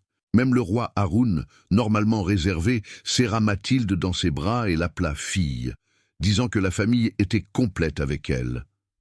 Mais le moment le plus significatif vint lorsque Mathilde appela sa mère au Royaume-Uni, se préparant à lui raconter non seulement les fiançailles, mais tout, la vérité sur la raison de son départ pour Bâcâr, sur Rachid, sur les dettes qui étaient maintenant remboursées. « Maman », commença Mathilde, ses mains tremblantes alors qu'elle tenait le téléphone. « J'ai des choses à vous dire et ce sera beaucoup à digérer, mais je dois vous faire savoir que je vais bien, je suis heureuse, et tout s'est bien passé au final. » Elle raconta tout, chaque détail douloureux et compliqué. Et quand elle eut fini, il y eut un long silence de l'autre côté de la ligne. « Mathilde Marie Lambert », dit enfin Elisabeth, et Mathilde pouvait entendre des larmes dans sa voix. « Vous avez supporté tout cela seule, sans me le dire, pour me protéger ?»« Je n'avais pas le choix, maman, » répondit Mathilde gentiment. « Votre cœur n'aurait pas supporté le stress, et je n'allais pas vous laisser perdre la maison. »« Ma chère, courageuse, petite folle, » dit Elisabeth entre rire et pleurs, « les maisons ne sont que des structures. Vous êtes ma famille, vous êtes ce qui compte. Mais d'après ce que j'entends, vous avez trouvé quelque chose de bien plus précieux que n'importe quelle propriété. Vous avez trouvé l'amour véritable, du genre qui survit au feu et en ressort plus fort. Alors, ce prince du désert, il vous traite bien, il vous rend heureuse ?» Mathilde regarda Rachid qui se tenait de l'autre côté de la pièce, lui laissant de l'intimité, mais clairement anxieux, et sourit. « Il me rend plus heureuse que je ne pensais être possible, maman. Et il veut que vous veniez pour le mariage. En fait, il veut que vous veniez et restiez quelques mois, rencontriez votre nouvelle famille, voyez que votre fille est vraiment entre de bonnes mains. Alors, je suppose que je pars pour le Moyen-Orient, » répondit Elisabeth, et Mathilde pouvait entendre le sourire. « Ma fille, une princesse, je n'aurais jamais imaginé. » Les mois suivants furent un tourbillon de préparatifs. Mathilde et Rachid décidèrent d'avoir 2 cérémonies, une traditionnelle de Bâcâr pour son peuple et une célébration plus petite avec des éléments occidentaux pour les amis et la famille de Mathilde du Royaume-Uni. Ce serait une fusion des mondes, symbolisant parfaitement ce que le mariage représentait. Mathilde en apprit davantage sur les coutumes de Bâcâr. Elle étudia sérieusement l'arabe maintenant, au lieu de seulement quelques phrases occasionnelles, et commença à comprendre les responsabilités qui viendraient avec le fait d'être l'épouse du prince héritier. Ce serait du travail, ce serait difficile, mais ce serait aussi significatif. Rachid, à son tour, fit l'effort de connaître plus profondément la culture de Mathilde, voyageant même au Royaume-Uni pendant 2 semaines pour passer du temps avec Elisabeth et les amis de Mathilde, montrant qu'ils prenaient au sérieux l'intégration de leur vie. Emma fut particulièrement impressionnée. « D'accord, j'avoue, dit-elle à Mathilde lors d'un appel vidéo. J'avais des réserves sur le prince du désert, mais le gars m'a conquise. Il est sincère, Mathilde. Et la façon dont il vous regarde, waouh, vous avez trouvé le conte de fées. Mais tout n'était pas parfait. Il y avait des membres de la cour de Bacar qui regardaient toujours Mathilde avec désapprobation, murmurant qu'elle n'était pas appropriée, qu'un prince devrait épouser quelqu'un de lignée royale, ou du moins d'une famille importante de la région. Rachid les défiait ouvertement, faisant clairement savoir que tout manque de respect envers Mathilde serait considéré comme un manque de respect envers lui. Et lentement, même les plus résistants commencèrent à céder. Quand ils virent comment elle se dédiait à apprendre leur culture, comment elle travaillait sincèrement pour le bien du royaume, comment elle aimait clairement son prince, sans intérêt pour le pouvoir ou le statut, ce fut une femme plus âgée de la cour, Madame Amira, qui exprima finalement ce que beaucoup commençaient à ressentir. « Initialement, j'ai désapprouvé », admit-elle à Mathilde lors d'un thé. « Mais je vous ai observé ces mois-ci. Vous n'essayez pas de changer notre prince, vous n'essayez pas d'occidentaliser notre culture. Vous respectez, apprenez et apportez une nouvelle perspective sans détruire la tradition. C'est rare et précieux. Vous serez une bonne reine un jour, mademoiselle Lambert. » Mathilde fut émue jusqu'aux larmes par cette acceptation de quelqu'un qui avait été si critique. La vraie surprise vint 3 jours avant le mariage, quand Mathilde révisait les derniers détails avec Leïla.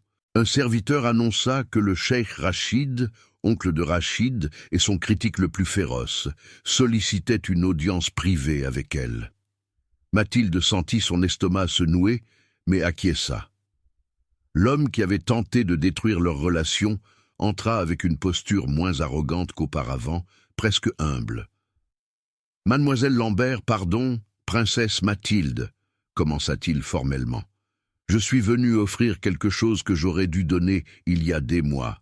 Des excuses. » Le choc dut être visible sur le visage de Mathilde, car il continua rapidement. « Je vous ai observé ces mois-ci. J'ai vu comment vous travaillez sincèrement pour notre peuple. Comment vous respectez nos traditions tout en apportant une perspective fraîche. Comment mon neveu s'épanouit à vos côtés d'une manière que je n'ai jamais vue. Et j'ai réalisé que j'avais tort à votre sujet, profondément tort. Mon préjugé m'a aveuglé à ce qui était évident pour tous. Vous êtes exactement ce dont Rachid a besoin, ce dont Bacar a besoin. Et je serais honoré si vous me permettiez de participer à la cérémonie, non pas comme critique, mais comme membre de la famille qui comprend enfin. » Mathilde sentit les larmes lui monter aux yeux. Cette acceptation de cet homme spécifiquement signifiait qu'ils avaient vraiment surmonté tous les obstacles. « Bien sûr, oncle Rachid, » dit-elle, utilisant délibérément le terme familier et voyant ses yeux briller. « La famille pardonne. Et recommence toujours, mon cher. La première cérémonie eut lieu par un splendide jour d'automne à Bacar, lorsque la chaleur intense de l'été avait diminué et que l'air était parfumé de fleurs qui s'épanouissaient avec les pluies occasionnelles. Le palais avait été transformé. Chaque surface était décorée de fleurs, de tissus luxueux, de lanternes dorées. Des milliers d'invités remplissaient les espaces. Des membres de la royauté des royaumes voisins aux citoyens ordinaires de Bacar, que Rachid avait tenu à inclure. Mathilde portait une robe qui avait pris des mois à créer, une fusion magistrale de styles occidental et arabes, soie blanche brodée de motifs traditionnels en fil d'or et d'argent, un voile délicat qui pouvait être porté comme un hijab ou laissé tomber sur les épaules. C'était modeste, mais éblouissant, respectueux, mais unique. Et quand elle marcha jusqu'à Rachid à travers le grand salon transformé, accompagnée à la fois par sa mère et par Leïla, dans un geste qui unissait les familles, elle vit des larmes dans ses yeux, des larmes de joie, de gratitude, d'un amour si profond qu'il transcendait les mots. La cérémonie fut dirigée par un imam respecté qui parla du mariage comme d'un partenariat sacré, de la construction de ponts entre les personnes et les cultures, de l'amour qui surmonte les obstacles parce qu'il est fondé sur le respect mutuel et l'engagement envers la croissance. Mathilde et Rachid avaient écrit ensemble des vœux d'honnêteté, de confiance, de soutien à travers toutes les difficultés à venir. Lorsque l'imam les déclara mari et femme sous les lois de Bakar et les yeux de Dieu, le salon explosa de célébrations. La fête qui suivit dura 3 jours. Musique, danse, nourriture des 2 cultures servies côte à côte, une célébration qui faisait vibrer tout le palais de joie. Mathilde dansa avec Rachid, avec son beau-père, avec Kamel, qui la faisait rire avec ses blagues, avec sa mère, qui pleurait de bonheur. Elle vit 2 mondes s'unir. Elle vit le respect mutuel remplacer les préjugés. Elle vit l'amour triompher de toutes les probabilités. Et quand le 3e jour se termina enfin et qu'elle et Rachid se retrouvèrent seuls pour la première fois en tant que mari et femme véritablement, elle sut que chaque moment difficile avait valu la peine d'en arriver là. « Madame Al-Zafar », dit-il cette nuit-là, la serrant contre lui dans l'intimité de leur suite désormais partagée. « Comment sonne ce nom ?»« Étrange », admit Mathilde honnêtement. « Merveilleux, effrayant, juste. » Elle le regarda, cet homme qui avait été son ennemi et son amour, son ravisseur et son libérateur, source de douleur et de guérison. « Rachid, promettez-moi quelque chose. »« N'importe quoi, » répondit-il sans hésitation. « Promettez que nous nous souviendrons toujours d'où nous venons, des erreurs que nous avons commises, de la douleur que nous avons surmontée, non pas pour vivre dans le passé, mais pour ne jamais oublier à quel point nous sommes précieux l'un pour l'autre, à quel point tout a failli être perdu. Promettez que nous nous battrons pour nos sentiments, pas contre eux. »« Je le promets, » promit solennellement Rachid, « et je promets que je passerai chaque jour à vous montrer que ce jeune homme qui a fui par peur est parti. L'homme qui est ici maintenant reste, se bat, aime pour toujours. » Naï, c'était la promesse que Mathilde croyait complètement.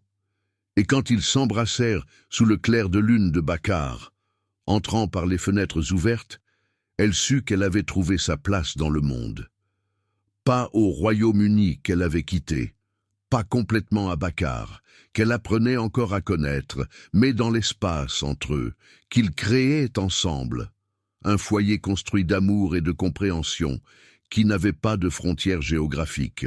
Le premier rang de mariage fut un ajustement constant, mais joyeux. Mathilde assuma des responsabilités officielles en tant que princesse, travaillant avec des programmes d'éducation des femmes et des initiatives d'échange culturel qui devinrent sa passion. Elle voyageait fréquemment entre Bakar et le Royaume-Uni, maintenant des liens avec les 2 mondes, avec Rachid toujours à ses côtés quand cela était possible. Ils affrontèrent des défis, des moments de frustration culturelle, des malentendus qui venaient de leurs origines si différentes, des pressions de la vie publique qui parfois étouffaient, mais ils revenaient toujours aux promesses qu'ils avaient faites. Communiquer honnêtement, faire confiance complètement, lutter ensemble au lieu de l'un contre l'autre. Et lentement, ce qui avait commencé comme une histoire de chantage et de prison dorée se transforma en l'un des mariages les plus solides et les plus aimants que quiconque autour d'eux n'ait jamais vus. Élisabeth vint les visiter fréquemment, développant une amitié étroite avec Leïla, qui transcendait les différences culturelles. Les 2 mères se joignaient souvent pour planifier les futurs petits-enfants que Mathilde et Rachid n'avaient pas encore, mais planifiaient clairement d'avoir, éventuellement. Emma vint aussi en visite, apportant avec elle le groupe d'amis anglais de Mathilde qui furent fascinés par Bakar et par la vie que leur ami avait construite. Élisabeth, à son tour, avait trouvé sa propre version du bonheur, partagée entre 2 mondes. Elle passait 6 mois à Bakar et 6 au Royaume-Uni, la maison restaurée servant de point de rassemblement pour les amis et la famille quand elle était là. Tandis qu'à Bakar, elle occupait une suite charmante dans les jardins du palais, où elle avait commencé à écrire un livre sur son expérience en tant que mère d'une princesse. Qui l'aurait cru? Elle riait souvent. Que mes plus grandes aventures viendraient après mes 60 ans. Son amitié avec Leïla s'était approfondie au point que les deux étaient inséparables, planifiant non seulement les futurs petits-enfants, mais aussi des initiatives caritatives conjointes qui unissaient les ressources de Bakar avec les connexions britanniques d'Élisabeth. Voir son monde ancien et nouveau se mélanger si harmonieusement fit Mathilde réaliser à quel point elle avait évolué. De la fille incertaine qui avait été soumise au chantage pour venir dans le désert, à la femme confiante qui aidait maintenant à façonner les politiques d'un royaume entier. L'un des moments dont Mathilde était la plus fière fut lorsqu'elle lança le programme d'échange de savoir-faire, réunissant des femmes de Bakar et du Brésil pour partager des connaissances. Elle fit venir des artisanes brésiliennes pour enseigner des techniques de dentelle et de broderie qui se mêlèrent magnifiquement aux motifs arabes traditionnels, créant une fusion unique qui devint recherchée internationalement. En retour, les femmes de Bakar enseignèrent la calligraphie arabe et des techniques ancestrales de tissage. « Vous construisez de vrais ponts », avait dit Rachid en visitant l'un des ateliers, observant des femmes de continents différents rire ensemble en travaillant, la langue n'étant pas une barrière à la connexion humaine, non seulement entre nous deux, mais entre des peuples entiers. C'est un véritable héritage, Mathilde. Voir l'impact concret de son travail, voir des femmes être économiquement autonomisées tandis que les cultures s'enrichissaient mutuellement, donnait à Mathilde un sens du but qu'aucune carrière en entreprise précédente n'avait jamais procuré. Et savoir que Rachid non seulement soutenait, mais célébrait activement ses initiatives, investissant des ressources et utilisant son influence pour les étendre, confirmait quotidiennement qu'elle avait choisi le bon partenaire. Il la ramena à cet endroit où il avait fait sa demande en mariage, maintenant préparé avec quelque chose de nouveau. Il y avait un document élaboré dans un cadre doré, et quand Mathilde s'approcha pour lire, elle sentit des larmes immédiates. C'était le contrat de chantage original, ce papier horrible qui avait tout commencé. Mais à travers lui, à l'encre rouge vibrante, était écrit en calligraphie élégante « Nul et non avenu, remplacé par l'amour véritable et le libre choix. Nous ne permettrons plus jamais à la peur ou à la manipulation de définir notre avenir. » Signé Rachid Al-Zafar Ibn Haroun et Mathilde Lambert Al-Zafar. « C'est un rappel, » expliqua Rachid, l'enlaçant par derrière, que nous avons surmonté les pires circonstances possibles et avons créé quelque chose de magnifique. Quand nous aurons des enfants un jour, je leur raconterai cette histoire, sans omettre les parties difficiles, mais en montrant que l'amour véritable peut pousser même sur le sol le plus aride, si vous l'arrosez d'honnêteté, de pardon et d'engagement. Nos enfants vont trouver que nous sommes fous, dit Mathilde, riant à travers ses larmes. Probablement, acquiesça Rachid avec un sourire. Mais ils verront aussi que l'amour véritable n'est pas le conte de fées que les films montrent. C'est un travail acharné, c'est surmonter les erreurs, c'est se choisir l'un l'autre à plusieurs reprises, même quand cela devient difficile. C'est beaucoup plus précieux que n'importe quelle fantaisie. Mathilde se tourna dans ses bras, regardant le visage qui lui était devenu si cher. « Vous savez que je vous ai complètement pardonné, n'est-ce pas? Pour ce que vous avez fait, pour le chantage, pour tout. Ce n'est plus quelque chose que je porte. »« Je sais, » dit Rachid gentiment, « et je me suis pardonné aussi, ce qui a été encore plus difficile, mais je vous remercie chaque jour de m'avoir donné une seconde chance, d'avoir choisi de voir au-delà des erreurs l'homme qui essayait d'être meilleur. »« Vous êtes meilleur, » affirma Mathilde. « Vous êtes le meilleur homme que je connaisse, et je suis si reconnaissante que l'univers ait conspiré, même par des moyens tortueux, pour nous réunir à nouveau. » L'amour. Ils restèrent là tandis que le soleil se couchait sur le désert, peignant le ciel de couleurs impossibles, deux mondes unis dans une étreinte qui transcendait les cultures et les histoires compliquées. Des années plus tard, quand Mathilde était réellement enceinte de son premier enfant, elle pensait parfois à cette fille désespérée qui avait ouvert la porte pour trouver un prince du désert exigeant le paiement des dettes. Comme elle était terrifiée, comme tout semblait impossible, comme elle était sûre que sa vie était ruinée pour toujours. Et puis elle regardait autour d'elle le palais qui était son foyer, le royaume qu'elle avait appris à aimer, le mari qui l'adorait, la vie qu'elle avait construite grâce à son courage et sa foi, même dans les moments les plus sombres. La douleur avait été une porte vers la joie. L'injustice avait mené à l'amour véritable. Et ce qui avait commencé comme la pire chose qui pouvait arriver était devenu la meilleure. Mathilde ne recommanderait jamais le chemin qu'elle avait pris. Elle ne souhaiterait à personne le chantage, la peur, l'incertitude. Mais elle ne changerait pas non plus la façon dont tout s'était terminé, parce que chaque moment difficile avait forgé la force qu'elle possédait maintenant, avait approfondi l'amour qu'elle partageait avec Rachid, avait créé une histoire qui était uniquement la leur. Et quand sa fille naquit des mois plus tard, avec les yeux sombres de son père et la détermination de sa mère, Mathilde tint le bébé et murmura une promesse. « Je t'apprendrai à être forte, mais douce, à pardonner, mais à ne pas oublier, à aimer courageusement, même quand cela fait peur.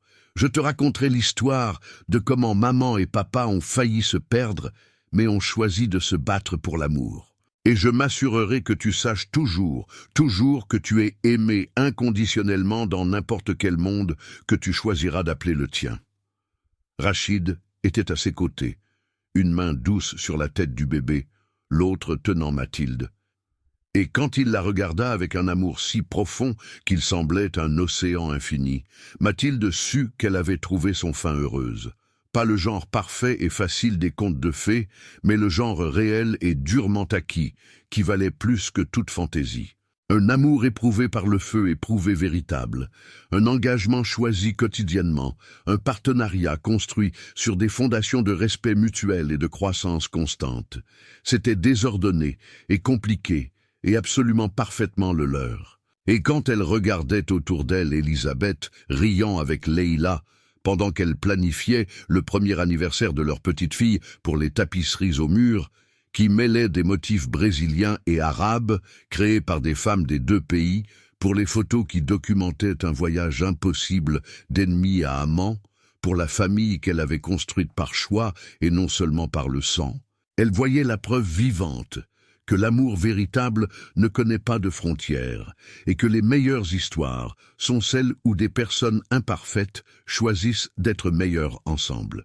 Et regardant l'avenir qui s'étendait devant eux, des années de croissance, de défis, de joie et d'un amour toujours plus profond, Mathilde pouvait à peine attendre de vivre chaque instant aux côtés de l'homme qui l'avait autrefois emprisonnée, mais l'avait ensuite libérée d'une manière qu'elle-même ne savait pas qu'elle avait besoin. Il n'était plus son ravisseur et elle n'était plus sa prisonnière. Ils étaient simplement Rachid et Mathilde, mari et femme, partenaires et égaux, deux cœurs battants comme un sous le ciel infini du désert, qui avaient été témoins de leur histoire impossible et belle. Leur fille grandirait en connaissant deux langues, deux cultures, deux patries, mais surtout elle connaîtrait l'amour inconditionnel et la force qui vient d'embrasser les différences au lieu de les craindre. Et quand un jour il lui raconterait l'histoire de la rencontre de maman et papa, il n'omettrait pas les parties difficiles, car ce sont ces parties qui rendaient la fin heureuse si incroyablement douce. Et finalement, complètement, ils étaient chez eux. Si vous avez aimé cette histoire d'amour qui a surmonté toutes les adversités, abonnez-vous à la chaîne pour ne pas manquer d'autres histoires qui vous émouvront. Si cette histoire vous a touché, laissez votre « j'aime ». Cela aide la chaîne à grandir et à vous apporter plus d'histoires.